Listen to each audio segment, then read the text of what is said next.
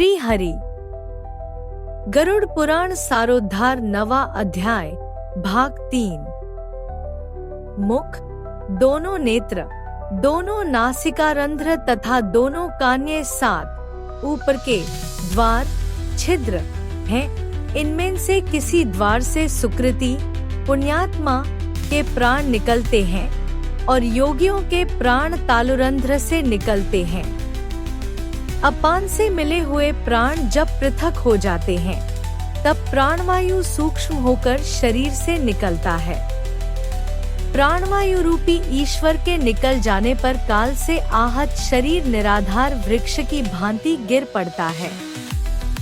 प्राण से मुक्त होने के बाद शरीर तुरंत चेष्टा शून्य, घृणित, दुर्गंधयुक्त, अस्पृश्य और सभी के लिए निंदित हो जाता है। इस शरीर की कीड़ा, विष्ठा तथा भस्मरूपे 3 अवस्थाएं होती हैं। इसमें कीड़े पड़ते हैं।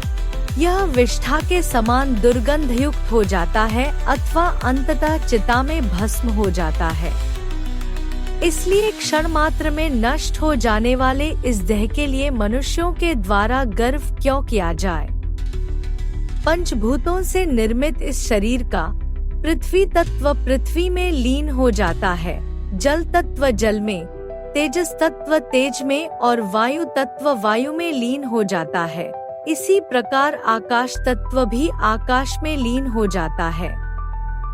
सभी प्राणियों के देह में स्थित रहने वाला सर्वव्यापी शिव स्वरूप नित्य मुक्त और जगत साक्षी आत्मा अजर अमर है।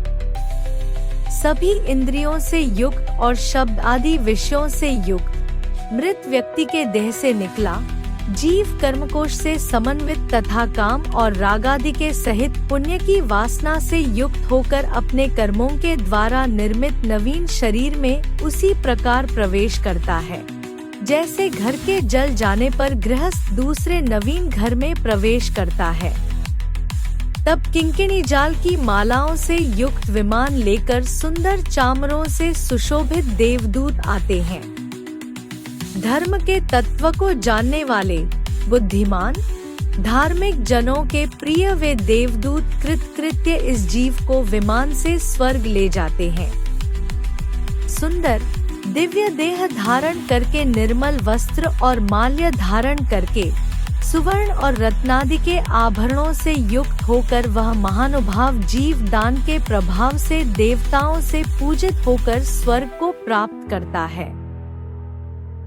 इस प्रकार गरुड़ पुराण के अंतर्गत सारोद्धार में म्रियमाण कृत्य निरूपण नामक